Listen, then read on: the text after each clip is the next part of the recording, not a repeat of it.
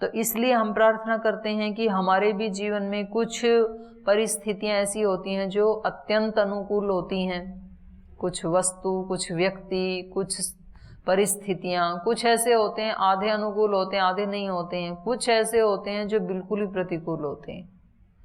तो हम फिर ईश्वर से शक्ति मांगते हैं, सहोसी सहो मही देई। तीनों के साथ व्यवहार करते समय मेरा अंतःकरण की जो स्थिति है वो डावाडोल ना हो, ऊपर नीचे ना हो, समता में बना रहूं, ऐसी शक्ति मुझ में नहीं है। मैं तो डामाडोल हो जाता हूं जब जब भी ऐसी स्थिति आती है मेरे सामने।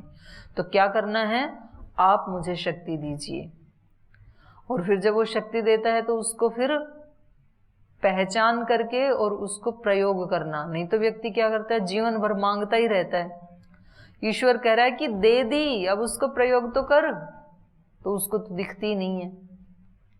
और जैसे जैसे प्रयोग करने लगता है तो फिर उसको और ज्यादा मिलती जाती है। तो ये बहुत बड़ी शक्ति है ईश्वर की। इसलिए कहा सहमाना नाम दक्षिणा। जो दक्षिण की दीवार है इस कोश की, वो क्या है, सहमाना, सहनशीलता, तप। राज्य नाम प्रतीचि, और दक्षिणा के बाद आ गई प्रतीचि दिशा। प्रतीचि का मतलब है पश्चिम। तो पश्चिम दिशा की जो दीवार है वो क्या है, राज्य। राज्य मतलब साम्राज्य, साम्राज्य मतलब पराक्रम, एक शासन करने वाली शक्ति। ईश्वर राजा भी है ना, राजाधिराज, राजाओं का भी राजा। तो राजा में एक शक्ति होती है कि वो सब प्रजाओं के ऊपर कंट्रोल रखता है, शासन करता है। तो ऐसे ही आत्मा में भी एक शासन करने की शक्ति होती है। तो हमारे अंदर जो शासन करने की शक्ति है वो क्या है, इस कोश की प्रतीचि दीवार की जैसे है ये। माने इन सबको मिलाकर के ही कोश बनता है। तो ऐसे ब्रह्मांड में भी और ऐसे हमारे पिंड में भी। तो हमारे पिंड में हमारे शुभ कर्म, पुण्य कर्म, ये एक दीवार है।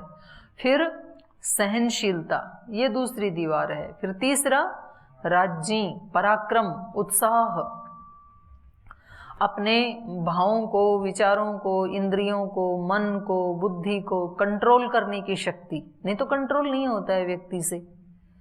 और फिर आउट ऑफ कंट्रोल होती है जब गाड़ी, तो फिर क्या होगा, एक्सीडेंट होगा। फिर एक्सीडेंट होते रहते हैं। तो ये एक हमारी शक्ति है हमारे पास। तो हम उसका कब कब प्रयोग करते हैं, कभी करते हैं कभी नहीं करते हैं। तो जो जागरूक होते हैं वो हमेशा करते हैं, प्रतिपल करते हैं। तो दक्षिणा राज्य नाम प्रतीचि, जो पराक्रम शक्ति है वो पश्चिम की दीवार है। सुभूता नाम उदीची, और सुभूता मतलब सुंदरता, शोभा, श्री। एक सौंदर्य होता है ना व्यक्ति का, सौंदर्य मतलब यहाँ पर कोई चेहरे का, फीचर्स का सौंदर्य वो नहीं कहा जा रहा है, पर ईश्वर का एक स्वरूप कैसा है, सत्यम शिवम सुंदरम। एक सुंदरम गुण भी है ना ईश्वर का। तो ऐसे ही इस मनुष्य का भी सौंदर्य क्या है, इसका ज्ञान, इसका प्रेम, इसका करुणा, सत्य, अहिंसा, ब्रह्मचर्य, सेवा, समर्पण, ये सारे क्या है इसके सौंदर्य। तो ये सौंदर्य भी एक शक्ति है। सब प्रकार के सौंदर्य बढ़े आत्मा के। तो साधक बैठ करके देखता है, जब वो साधना करता है तो देखता है कि मेरी करुणा कितनी बढ़ी, मेरे हृदय में प्रेम कितना बढ़ा, मेरे हृदय में अहिंसा कितनी बढ़ी, सत्य प्रतिष्ठा कितनी बढ़ी, जिम्मेदारी का भाव कितना बढ़ा, ब्रह्मचर्य कितना बढ़ा। ब्रह्मचर्य मतलब ब्रह्म में विचरण करना, भागवत भाव में रहना। ये स्थिति कितनी बढ़ी मेरी, पहले 2 घंटे रहता था, अभी 4 घंटे रहता हूँ, या पूरे दिन रहता हूँ। तो ऐसे ये सौंदर्य बढ़ाता है अपना। यहाँ शरीर के सौंदर्य की बात नहीं कही जा रही है। तो सुभूता नाम उदीची, ये जो सौंदर्य है जीवन में, सुंदरता है, शोभा है, श्री है, ये इसकी चौथी दीवार है इस कोश की। और इन चारों को मिलाकर के कोश तैयार होता है, चारों दीवारें। नहीं तो खुला है तो उसमें कोई कोश रुकेगा ही नहीं, फिर दीवार नहीं है तो ऐश्वर्य बिखर जाएगा, इसके पास नहीं रहेगा। इसके पास कब रहेगा?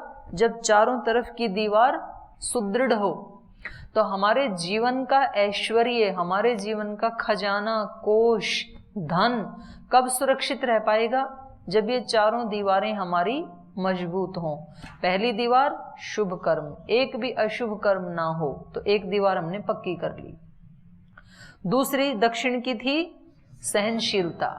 चीजें सबके जीवन में आती हैं, लेकिन कुछ व्यक्ति उनको सहन करके आगे बढ़ जाते हैं, कुछ उनको सहन ना करके वहीं उलझ जाते हैं और वो वहीं टूट जाते हैं। जो सह नहीं पाते हैं, जब कोई वो शिल्पकार पत्थर लाता है ना खान में से निकाल के, और उसकी इच्छा होती है कि इसकी सुंदर सी मूर्ति बनाऊं जिसकी सब पूजा करें, जिसको मंदिर में रखें, और ऐसा इंटेंशन रख के वो उसको छीनी हथौड़ी से उसको गढ़ने लगता है। लेकिन जैसे ही एक हथौड़ी मारी, पत्थर टूट गया, उसको सहन ही नहीं कर पाया। तो शिल्पकार क्या करता है? फेंक देता है साइड में, बोले इसको वहां सीढ़ियों में लगा देना। पत्थर तो अच्छा था देखने में तो, लेकिन टूट गया, तो इसकी पूजनीय मूर्ति नहीं बन सकती है। तो वो पत्थर कभी पूजनीय नहीं बनेगा। उस पत्थर के ऊपर पैर रख के जाएंगे लोग, सीढ़ियों पे लगा देंगे उसको। लेकिन एक पत्थर ऐसा है कि उसने एक छीनी, एक हथौड़ी, एक चोट मारी, 2 मारी, 4 मारी, 10 मारी, 100 मारी, जितनी भी चोट मारी वो सबको सहन कर गया। तो फिर वो क्या बन जाता है? पूजनीय। पूरी जिंदगी भर उसकी पूजा होती है। तो ये क्या थी? सहनशीलता। तो जो व्यक्ति अपने जीवन में सहनशील होते हैं, बाधाएं तो आती हैं, रोज सबके जीवन में आती हैं, कुछ उनका विरोध करके उलझ जाते हैं, तो इसका मतलब है वो टूट गई, अब पूजनीय बन नहीं पाएंगे। वहां पत्थर की तो कोई संभावना नहीं है, इसकी तो संभावना है। एक दिन टूट गया तो अगले दिन सहनशीलता को बढ़ा सकता है। तो ये भी हमारे जीवन के कोष को बढ़ाने के लिए एक बहुत अहमियत रखती है सहनशीलता। चीजें जो सामने आई हैं उसको धीरज से स्वीकार करना और फिर उससे आगे बढ़ना, रिएक्ट नहीं करना। और तीसरा, हमारे जीवन के कोष को बचाने के लिए बताया राज्य, पराक्रम। पराक्रम भी नहीं है यदि व्यक्ति के अंदर, तो फिर वो सहनशीलता क्या बन जाती है उसका? फिर उसकी वो कमजोरी बन जाती है कि उसमें पराक्रम ही नहीं है। जिस व्यक्ति में पराक्रम ही नहीं है वो क्या सहनशील बनेगा? तो फिर वो कायर बन जाता है, फिर वो लाचारी बन जाती है कि ये क्या सहन करेगा, इसके अतिरिक्त ये कर भी क्या सकता है। सहनशील तो वही होगा ना जिसमें पराक्रम है, दंड दे सकता है, लेकिन फिर भी नहीं दे रहा है, अपनी शक्ति को नष्ट नहीं कर रहा, बचा रहा है। तो ये तीसरा है पराक्रम, उत्साह, ओज, तेज। ये भी होना बहुत जरूरी है, तभी सहनशीलता आभूषण बनती है। और चौथा है फिर सभी प्रकार के सौंदर्य को बढ़ाना, शोभा को, स्त्री को, सौंदर्य को, अपने गुणों को, आत्मा के गुणों को निरंतर विकसित करते जाना। तो फिर ये कोष तैयार हो गया। अब इसमें खजाने में सारा धन सुरक्षित रह सकता है। तासाम वायु वत्सः। और ये जो दिशाएं, 4 दिशाएं बताई हमने, 4 दीवारें बताई इस कोश की, इन दिशाओं का वायु वत्सः, इन चारों दिशाओं में बहने वाला वायु क्या है? वत्स है इनका, बछड़ा। गाय के बच्चे को भी वत्स कहा जाता है ना। तो ये इनका चारों दिशाओं का ये जो प्राण है, वायु, वायु मतलब प्राण, जो प्राण वायु बह रहा है चारों दिशाओं में, ये इन दिशाओं का वत्स है। स यह एतम एवं वायुम दिशाम वत्सम वेदः। तो कह रहे हैं इस प्रकार से जो साधक एतम एवं वायुम, इस वायु को प्राण के रूप में जान जाता है, और दिशाम वत्सम, और दिशाओं के वत्स के रूप में, ये वायु क्या है? दिशाओं का वत्स है, इनका बछड़ा है, इस रूप में जान लेता है। तो न पुत्र रोदम रोदिति, फिर वो पुत्र के अभाव का रोना नहीं रोता है। जिनको पुत्र नहीं होते हैं तो ऐसे दो प्रकार के लोग होते हैं। एक तो ऐसे गृहस्थ होते हैं जिनके कोई संतान नहीं होती है, तो उनको हमेशा वो अभाव खलता रहता है कि देखो सबके घर में बच्चे हैं, उनकी सेवा कर रहे हैं, हमारे घर में नहीं है। और दूसरे ऐसे साधक ब्रह्मचारी सन्यासी होते हैं, तो उनको कभी ऐसे लगता है कि जब बूढ़े हो जाएंगे तो सेवा कौन करेगा। अभी नहीं आता आपके मन में, क्योंकि अभी तो आप स्वयं ही जवान हैं। जब व्यक्ति 60-70 साल का होता है और उसको आवश्यकता पड़ती है तो उसको लगता है अगर उसने साधना नहीं की है तो साधना जो करता है तो वो तो उसके तो अनेकों मानस पुत्र होते हैं, तो और उसके मन में कभी असुरक्षा का भाव आता भी नहीं है। तो उन व्यक्तियों के लिए कहा है कि जो इस रहस्य को जान लेता है, मेरे पास जो प्राण है इस शरीर में, यथा ब्रह्मांडे तथा पिंडे, तो जैसे ब्रह्मांड में ये कोश बताया, ऐसे इस पिंड में भी तो ये कोश है। तो ये चारों चीजें जिसके पास हैं, जिसके पास शुभ कर्मों की दौलत है, जिसके पास सहनशीलता है, जिसके पास राज्य पराक्रम है, उत्साह है, अपने ऊपर कंट्रोल करने की जिसमें एक शक्ति है, और जिसके पास सब प्रकार की सुंदरताओं को जिसने बढ़ाया है, तो उस व्यक्ति ने ये कैसे बढ़ाया? प्राण के माध्यम से, क्योंकि सारे कर्म तो प्राण से ही होते हैं ना। तो इन चारों दिशाओं के बीच में ये चारों तरफ का जो ऐश्वर्य था, इसमें प्राण क्या है? बछड़े जैसे है, इन चारों दिशाओं का वत्स है। तो कह रहे हैं वो पुत्र के रोने को नहीं रोता है, उसको कभी ये फील नहीं होता है कि उसके कोई पुत्र नहीं है। तो कह रहे हैं सो अहम एतम एवं वायुम दिशाम वत्सम वेद। उस मैंने, ऋषि अपने लिए कह रहे हैं कि मैंने उसको, सो अहम एतम, मैंने इस रहस्य को, एवं वेद, कौन से रहस्य को? चारों दिशाओं के रहस्य को और चारों प्रकार के दीवारों के रहस्य को और उनके बछड़े के रहस्य को, प्राण वायु को भी मैंने जान लिया और चारों प्रकार के ऐश्वर्य को भी मैंने जान लिया, चारों दिशाओं के।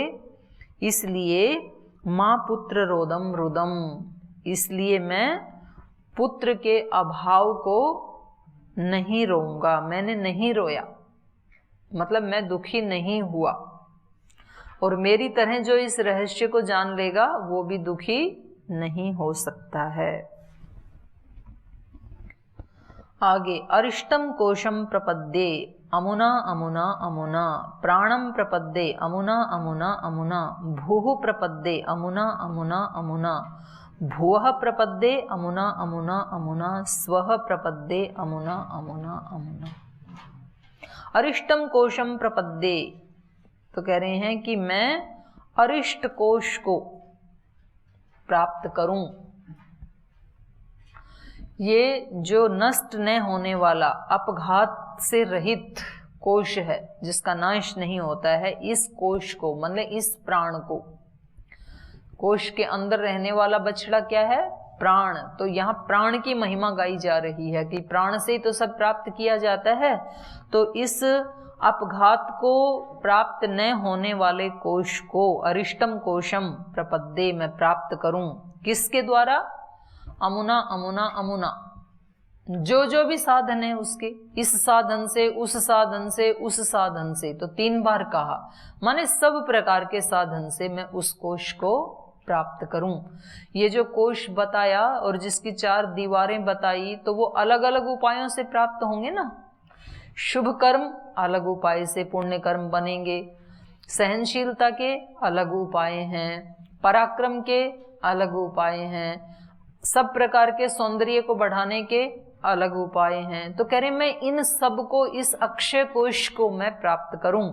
किसके द्वारा? उन उपायों के द्वारा, जो भिन्न भिन्न उपाय हैं। तो सब प्रकार के उपायों को साधक अपनाता है, सेवा को भी अपनाता है, समर्पण को भी अपनाता है, पुरुषार्थ को भी अपनाता है, प्रार्थना को भी अपनाता है। सब प्रकार के साधनों को अपना करके इस कोश की रक्षा करता है, इस कोश को बढ़ाता है, इसका सृजन करता है। प्राणम प्रपद्ये, मैं उस प्राण को प्राप्त करूं। कैसे? अमुना अमुना अमुना, जिस किसी भी उपाय से इस प्राण की रक्षा हो सके वो मैं सब अनुष्ठान करूं। भू प्रपद्ये, मैं भू को प्राप्त करूं। भू क्या है वो अगले मंत्र में बताएंगे। मैं भू को प्राप्त करूं। कैसे? जो भी भू को प्राप्त करने के साधन हैं उन सब साधनों से युक्त होकर के भुवः प्रपद्ये, और मैं भुआ को भी प्राप्त करूं। भुआ मतलब दुखनाशक, तो दुखनाशक शक्ति को भी मैं प्राप्त करूं, जो समस्त प्रकार के दुखों का नाश करती है। उस ईश्वरीय शक्ति को, भागवत शक्ति को भी मैं प्राप्त करूं। कैसे प्राप्त करूं? जो भी उसके साधन है, जो भी उसके उपाय हैं, उन सब को अपना करके मैं भुआ को प्राप्त करूं। स्वः प्रपद्ये, और सुख कारक जो शक्ति है, जो आंतरिक, बाह्य, मानसिक, आत्मिक, बौद्धिक सब प्रकार के सुख देने वाली ईश्वरीय शक्ति है और मेरी आत्मा की शक्ति है। आत्मनि एव आत्मना तुष्ट है, मेरी आत्मा में ही वो शक्ति है कि मैं अपने सब प्रकार के दुखों को मिटा करके और सब प्रकार के सुखों को प्राप्त कर सकता हूं। तो उस अपनी आत्मा की शक्ति को मैं प्राप्त करूं। कैसे प्राप्त करूं? अमुना अमुना अमुना, उसके जो भी साधन है उन सब का अनुष्ठान करके मैं उससे संपन्न हूं। तो इसने, साधक ने प्रार्थना की यहाँ पर कि मैं प्राण शक्ति को प्राप्त करूं, भू शक्ति को प्राप्त करूं, भुव शक्ति को प्राप्त करूं, स्व शक्ति को प्राप्त करूं। और भूर्भुव स्व ये तीन महाव्याहृति हैं, तो इसमें तो तीनों लोक समा गए। जिसने इन तीनों शक्तियों को प्राप्त कर लिया तो तीनों लोकों को प्राप्त कर लिया। जिसने अपने जीवन में, अपने पिंड में इनको पहचान लिया, सृजन शक्ति को पहचान लिया कि जो कुछ भी मेरे जीवन में सृजन होना है तो वो मेरी आत्मा में है, वो शक्ति, मैं जो चाहूं वो सृजन कर सकता हूं, इतनी शक्ति मुझ में है, उसको जिसने पहचान लिया। और मेरे दुखों का नाश मैं ही कर सकता हूं, कोई दूसरा कर नहीं सकता है, इस रहस्य को जिसने जान लिया। और मैं अपने आप को सुख स्वयं ही दे सकता हूं। आत्मना आत्मानम उद्धरेत, गीता में आया ना, अपने आप से अपने आप का उत्थान करे, ये व्यक्ति उद्धार करे। तो मैं अपने सब सुखों का स्वयं ही कारण हूं, तो मैं अपने सब सुखों को प्राप्त कराने वाली शक्ति को जान सकूं, उसको प्राप्त कर सकूं। तो इन तीन रहस्यों को जिसने जान लिया और प्राण को जिसने जान लिया, तो फिर उससे कुछ भी बाकी बचा नहीं। सब कुछ तो आ गया, दुख समाप्त हो गए, सब प्रकार के सुख मिल गए, प्राण शक्ति जिसके पास है, तो अब जो सृजन में करना चाहूं वो मैं कर सकता हूं। अब इसको और थोड़ा विस्तार से बता रहे हैं कि वो क्या है। स यद अवोचम प्राणम प्रपद्य इति प्राणो वा इदं सर्वं भूतम यदिदं किंच तमेव तत्प्राप्सी। कह रहे स यद अवोचम, जो मैंने कहा था, प्राणम प्रपद्य, मैं प्राण को प्राप्त करूं। तो मैं उससे क्या कहना चाह रहा था? प्राणो वा इदं सर्वं भूतम, कह रहे हैं ये जो कुछ भी, भूत मतलब प्राणी, जितने भी प्राणी हैं वो सब किसके अस्तित्व से जिंदा हैं? प्राण के अस्तित्व से। तो एक तरह से तो प्राण ही उनका आश्रयदाता है। तो जो सारी सृष्टि का, सब प्राणियों का आश्रयदाता प्राण है, उसके बारे में मैं कह रहा था। क्योंकि मैं सारे भूत मात्र को प्राप्त करना चाहता हूं, तो मुझे किसको प्राप्त करना पड़ेगा? पहले प्राण को। स यदवोचम प्राणम प्रपद्येति, जो मैंने कहा था कि मैं उस प्राण को प्राप्त करूं, तो प्राणो वा इदं सर्वं भूतम यदिदं किंच, जो कुछ भी दिखाई दे रहा है वो सब क्या है? प्राण का ही विस्तार है। तम एव तत्प्राप्सी, तो कह रहे उसको मैं प्राप्त करूं, ये मेरा भाव था जब मैंने कहा था कि प्राण को प्राप्त करूं।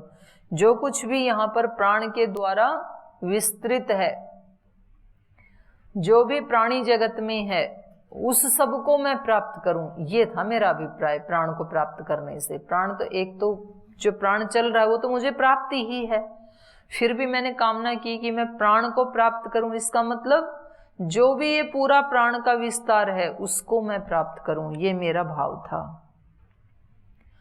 अथ यद अवोचम भूः प्रपद्य इति पृथिव्यां प्रपद्ये अंतरिक्षं प्रपद्ये दिवं प्रपद्ये इति एवं तद अवोचम। और कह रहे जो मैंने कहा था कि मैं भू को प्राप्त करूं, भू मतलब सकल सृष्टि का उत्पत्ति करता, और सकल सृष्टि कहाँ समाई हुई है? तीन लोक में, पृथ्वी लोक, अंतरिक्ष लोक, द्युलोक, तीनों लोकों में तो सारी सृष्टि समाई है। तो कह रहे हैं जब मैंने कहा था कि मैं भू को प्राप्त करूं तो मेरा अभिप्राय क्या था? पृथ्वीं प्रपद्ये, इस पृथ्वी को भी मैं प्राप्त करूं, अंतरिक्षम प्रपद्ये, अंतरिक्ष को भी प्राप्त करूं, और दिवम प्रपद्ये, द्युलोक को भी, तीनों लोकों का मैं स्वामी बनूं, ये था मेरा भू बनने का अभिप्राय। तो तीनों लोकों का स्वामी कौन बनता है? तीनों लोकों का स्वामी वो बनता है जो अपने पिंड में तीनों लोकों का स्वामी बनता है। अपने शरीर में भी तो तीन लोक है ना, नाभि से नीचे एक लोक है, फिर नाभि से गर्दन तक अंतरिक्ष लोक है, फिर यहां से ऊपर द्युलोक है। तो इस पूरे शरीर में रहने वाली जो शक्तियां हैं, पृथ्वी में, अंतरिक्ष में, द्युलोक में, जो शक्तियां हैं, जो इंद्रियां हैं, और द्युलोक में रहने वाले जो विचार हैं, भाव हैं और इमोशंस हैं, हृदय में रहने वाले, उन सब को मैं प्राप्त करूं, माने उन सब का मैं स्वामी बनूं, उन सब का दास ना रहूं। प्राप्त करने का मतलब है स्वामी बनना। तो ये अभिप्राय था मेरा भू को प्राप्त करने का। भू को प्राप्त करना मतलब तीनों लोकों को प्राप्त करना। तो कितनी ऊंची उड़ान है इस साधक की, माने इस ऋषि की, योगी की, सन्यासी की उड़ान कितनी ऊंची है, तीनों लोकों को प्राप्त करूं। हमारी उड़ान कितनी है? हमारी उड़ान तो इतनी है कि अच्छा सा खाना मिल जाए, सुबह कोई जल्दी ना जगाए, जल्दी जल्दी संडे आ जाए, परीक्षा में सरल सरल प्रश्न आ जाएं, पढ़ना भी ना पड़े, इतनी हमारी उड़ान है। और कोई कह दे कि बिना परीक्षा के ही सबको पास घोषित किया जाता है, तब तो पूरा अक्षय कोश ही मिल गया, उससे आगे सोचना ही क्या है। तो ऋषि की उड़ान देखो। तो ये कह रहे हैं कि जो मैंने कहा था भू को प्राप्त करूं, तो ये मेरा अभिप्राय था।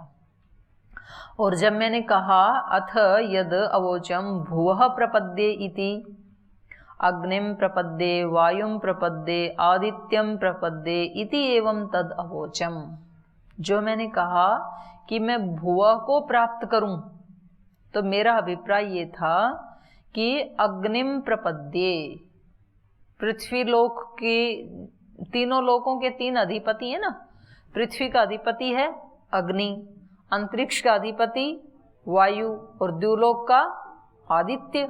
तो तीनों लोकों के तीन अधिपति हैं, तो इन अधिपतियों को मैं प्राप्त करूं, ये मेरा अभिप्राय था।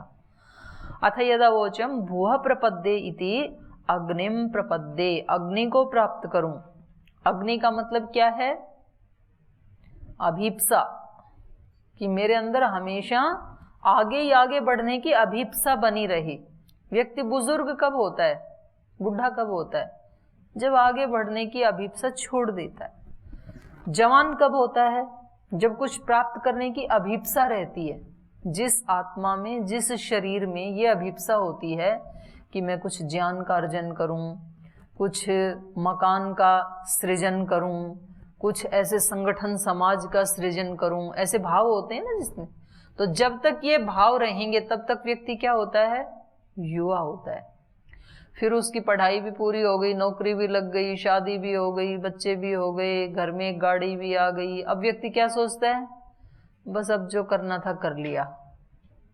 अब वो आगे कुछ सोचता ही नहीं है, बोले मेरी जिम्मेदारी पूरी हो गई, तो कुछ नया सृजन नहीं करता है। जब व्यक्ति ने बीए कर लिया, एमए कर लिया, पीएचडी कर लिया, डिग्रियां सब पूरी हो गई, तो अब व्यक्ति पढ़ता ही नहीं है। उससे पहले व्यक्ति रोज 10, 20, 25 सूत्र याद करता है, कुछ नया सृजन हो रहा है ना, तो जब तक नया नया याद कर रहा है, नया नया पढ़ रहा है, तब तक वो विद्यार्थी है, विद्या को चाहने वाला है। और जैसे डिग्रियां सब पूरी हो गई तो फिर कुछ भी याद नहीं करता है, कुछ भी नया याद नहीं होता, कुछ भी नया सृजन नहीं है, तो फिर अब इसकी उन्नति रुक गई, अब इसका ज्ञान बढ़ेगा नहीं, क्योंकि ज्ञान बढ़ाने वाला जो साधन था, स्मरण करना, साधन याद करना, वो इसने बंद कर दिया। तो फिर ये बूढ़ा हो जाता है, बड़ा हो जाता है। और जो बुढ़ापे में भी याद करते हैं वो 50-60 साल की, 70 साल की उम्र में भी युवा जैसे ही होते हैं। तो यहाँ ये बता रहे हैं कि अग्निम प्रपद्ये, अग्नि मतलब अभीप्सा, जितना पा लिया उससे और ज्यादा आगे पाने की अभीप्सा। एक होती है कामना, एक होती है अभीप्सा, मतलब किसी चीज को प्राप्त करके मैं पूर्ण होऊंगा या खुश होऊंगा, ये तो कामना हो गई। तो तब तक व्यक्ति क्या होगा? अपूर्ण, अशांत, नाखुश, क्योंकि उसकी खुशी कहाँ है? उसको प्राप्त करने में। उसको प्राप्त करूं तब खुश होऊंगा, उसको प्राप्त करूं तब शांति को प्राप्त करूंगा। तो यह है कामना। मैं पहले से ही पूर्ण काम हूं, पहले से ही प्रशांत हूं, कुछ भी न्यूनता नहीं है, और अब मुझे ये पुरुषार्थ करके दूसरों को सुख देने के लिए, सेवा के लिए, कर्तव्य के लिए, मतलब कुछ पाना शेष नहीं है। ऐसे भाव से जब करता है तो खुश होके कर रहा था, उसको प्राप्त करके खुशी और ज्यादा बढ़ गई। खुश और खुश और खुश, उससे भी खुश, परम खुश, ऐसे इसकी यात्रा होती है। और जो पहले नाखुश से चला है, अब तक जितना मिला उसमें क्या है? नाखुश, खुशी है ही नहीं। तो जब बीज ही नाखुशी का है तो आगे आने वाली फसल भी कैसी होगी? नाखुश की होगी। जब बीज अतृप्ति का है कि मैं आज कैसा हूं? अतृप्त, तृप्त नहीं हूं, तो आगे आने वाला जो मिलेगा वो भी क्या होगा मेरे लिए? अतृप्ति देने वाला ही होगा। आज जो मिला है, इतना अच्छा संस्थान मिला है, इतने अच्छे गुरुजन मिले हैं, इतना अच्छा शरीर मिला है, इतनी अच्छी बुद्धि मिली है, इतना अच्छा वायुमंडल मिला है। पाकिस्तान में रहने वालों को कैसा वायुमंडल मिला है?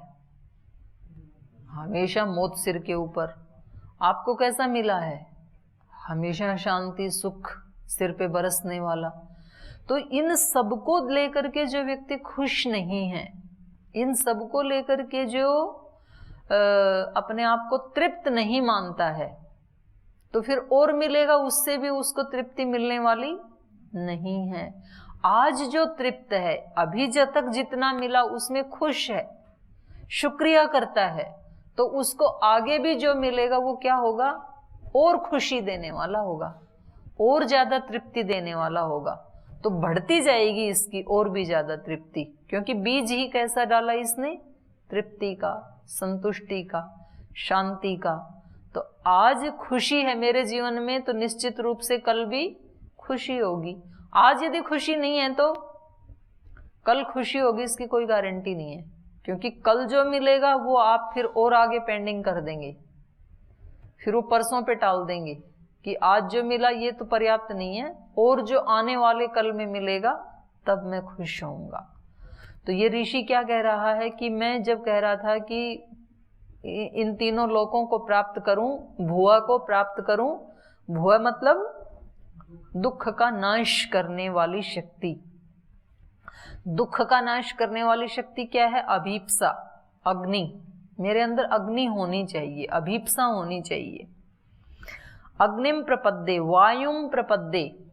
वायु मतलब वेग, प्राण। अभीप्सा तो है, शक्ति नहीं है, वेग नहीं है, तो कैसे प्राप्त करेगा? तो उसके साथ साथ मेरे अंदर अभीप्सा भी रहे और उस अभीप्सा को पूरा करने का वेग भी रहे, प्राण शक्ति भी रहे। और आदित्यम प्रपद्ये। आदित्य क्या करता है? अंधकार का नाश। तो मेरा ज्ञान कैसा हो? सूर्य जैसा। ये पिंड के बारे में कहा जा रहा है, बाहर ब्रह्मांड के बारे में कहा जा रहा है। तो एक ही मंत्र के दो अर्थ हैं। एक ब्रह्मांड परक है, एक अर्थ पिंड परक है। तो मेरा ज्ञान कैसा हो, समस्त अंधकार को नाश करने वाला हो, तभी तो मैं भुवः बनूंगा। दुखों का नाश किससे होगा? ज्ञान से। ऋते ज्ञानान न मुक्ति। यदि ज्ञान नहीं है मेरे पास तो कितना कुछ भी मेरे को दिया जाए, कभी भी मेरे दुख का नाश नहीं होने वाला है, अज्ञान है। तो कह रहे हैं जब मैंने कहा था कि मैं भुवम प्रपद्ये, भुव को प्राप्त करूं, तो मेरा अभिप्राय था कि इन तीनों शक्तियों को मैं प्राप्त करूं। एक बचा, इसको भी कर देते हैं। अथ यदवोचम स्व प्रपद्येति, और जो मैंने कहा था कि मैं स्व को प्राप्त करूं, तो वहां मेरा अभिप्राय क्या था? ऋग्वेदम प्रपद्ये, यजुर्वेदम प्रपद्ये, सामवेदम प्रपद्ये इति एवं तदवोचम तद अवोचम। तो जब मैंने कहा स्व सुख देने वाला क्या है, तो सुख देने वाला क्या है? ज्ञान। ज्ञान से सुख होता है ना व्यक्ति को, और ज्ञान सारा कहाँ समाया हुआ है? त्रैविद्या में। तो मेरा अभिप्राय ये था स्व मतलब सुख देने वाली शक्ति को प्राप्त करूं। सुख देने वाली शक्ति मतलब त्रैविद्या को प्राप्त करूं। तो उसमें मैंने ये कहा था कि ऋग्वेद, यजुर्वेद, सामवेद, तीनों प्रकार की जो त्रैविद्या में ज्ञान है, उस संपूर्ण ज्ञान को मैं प्राप्त करूं। तो ये पूरे ब्रह्मांड में और पूरे पिंड में एक अक्षय कोश की कल्पना करके, और उस कोश को कैसे संभाल के रखना है, ये हमें उपनिषद में बताया। तो कल और इससे आगे पढ़ेंगे फिर हम ब्रह्मचर्य के बारे में। आज पाठ को यहीं विराम देते हैं।